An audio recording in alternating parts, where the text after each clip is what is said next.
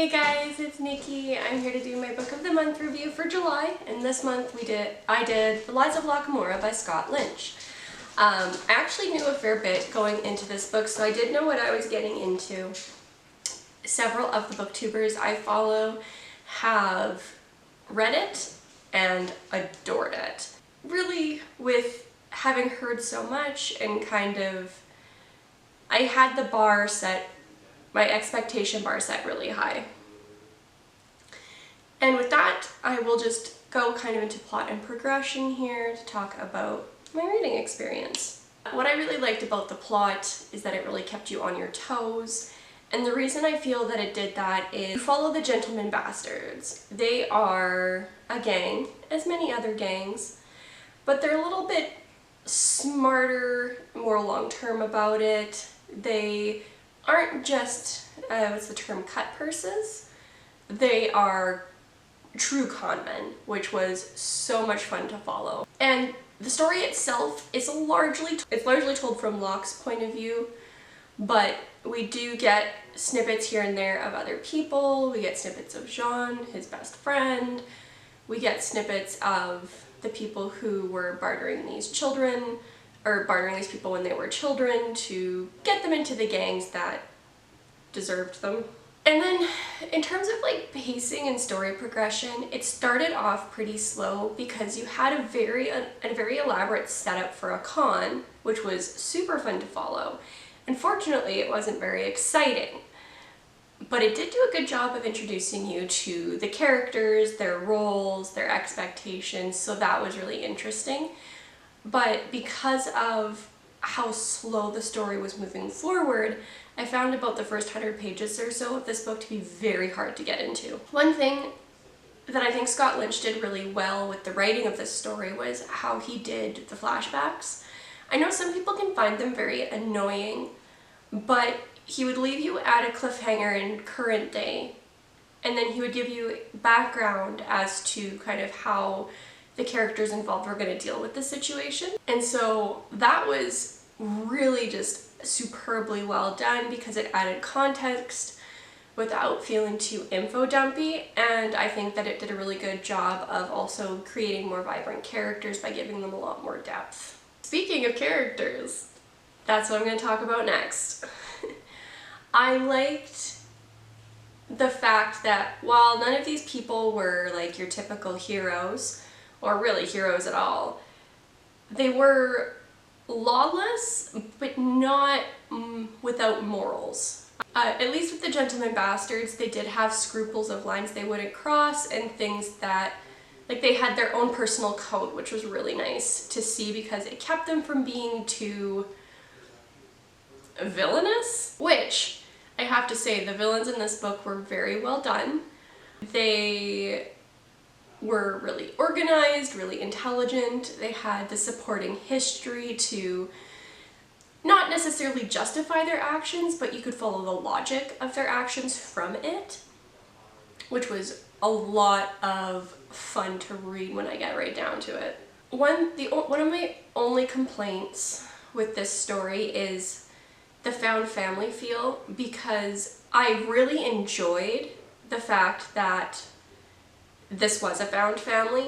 However, maybe it's just because this is the first book, but the found family vibes didn't like grab me as strongly as other found family vibes have.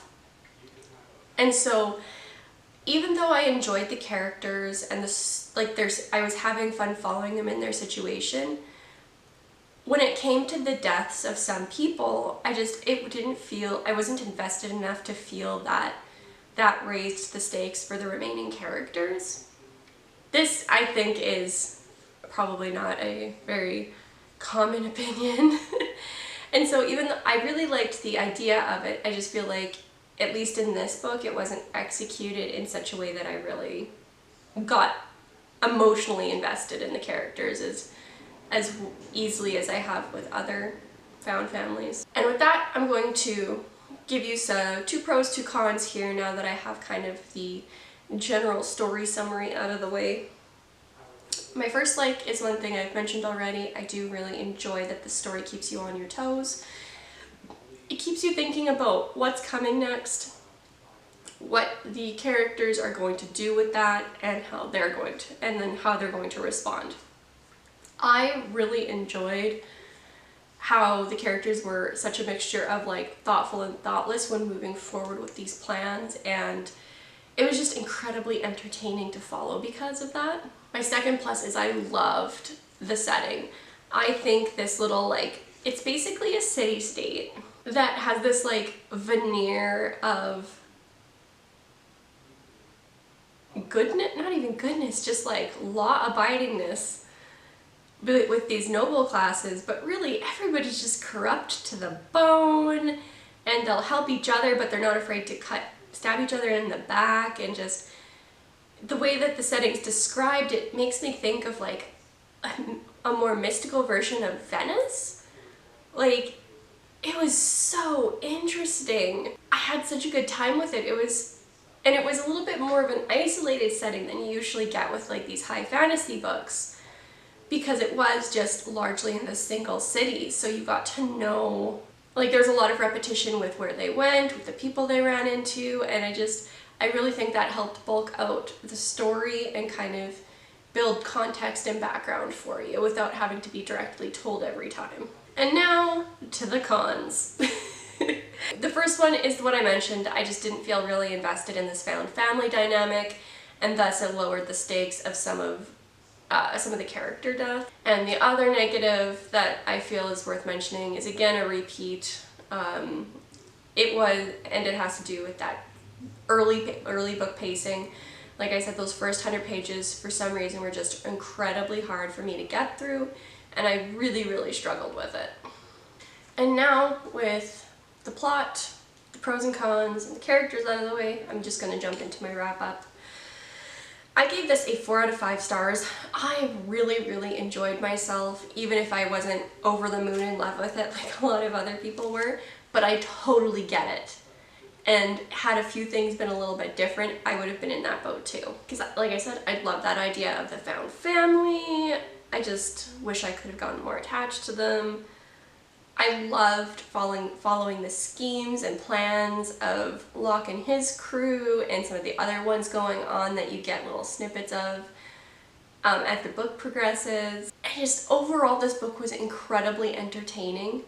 Once you get past that first little section where they're doing a lot of setup, it flowed really smoothly. The flashbacks weren't disruptive, and the writing itself just did a very good job keeping me completely engaged in the story. And that's all I have for you guys if you are wanting to remain a little bit more spoiler-free, although I know I wasn't particularly spoiler-free. Going into the next section, which is my book club questions, we are definitely not going to be spoiler-free. So I've just picked my same 6 that I do every time. So the first one is, what was your initial reaction to the book? And my initial reaction to this book was fear, because it is so well beloved, and those first few chapters I was really struggling.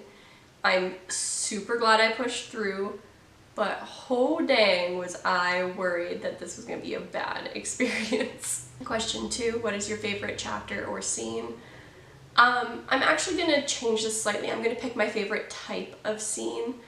And for me, that is any time where a part of the scheme or an entire scheme had kind of finished, and you were waiting to see how the gentleman bastards reacted to it and what their response moving forward would be.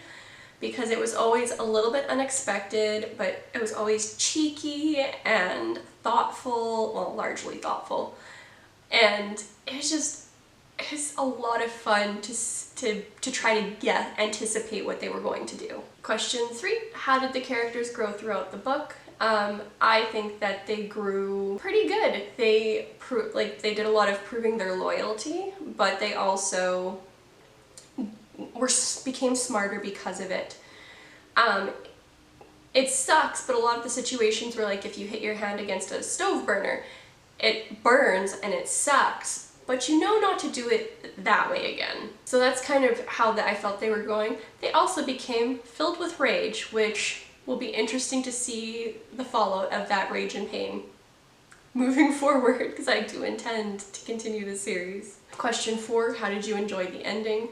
I actually really liked it because it wrapped up the singular story arc, but also left enough open that the two characters you follow, Jean and Locke, will be... It's open enough that they will have... that I anticipate a very interesting story moving forward. And 5, would you read more by this author? I already answered this question. I would. I fully intend to get books 2 and 3 in this series and read them. That being said, I'd also read other things he puts out, so I'll keep an eye out because I have no idea. I've done zero research into this author. Question 6. What book or books does this remind you of? And I would have to say this doesn't specifically remind me of any one book. Like, it has this book has elements that appear, like 1 or 2 elements that appear in other books singly. The closest I would say is maybe Kings of the Wild, because you still have the found family vibe, you have that kind of more mercenary vibe, but I wouldn't say the overall tone of the story is quite the same, but there's a few little overlaps, like the 2 I mentioned, and the fact that the 2 groups have a lot of history. In Kings of the Wild, you're coming back after several years. With Locke Lamora, you know, the people have been together for several years. But the stories themselves are very different, so it's not a guaranteed like and transition, but it's a possibility. If you've read this and haven't read Kings of the Wild, do some research. It might be worth looking into. I think there's enough overlap that you'd at least enjoy yourself. With that, I will leave you here, and I will see you guys in the next video. Peace.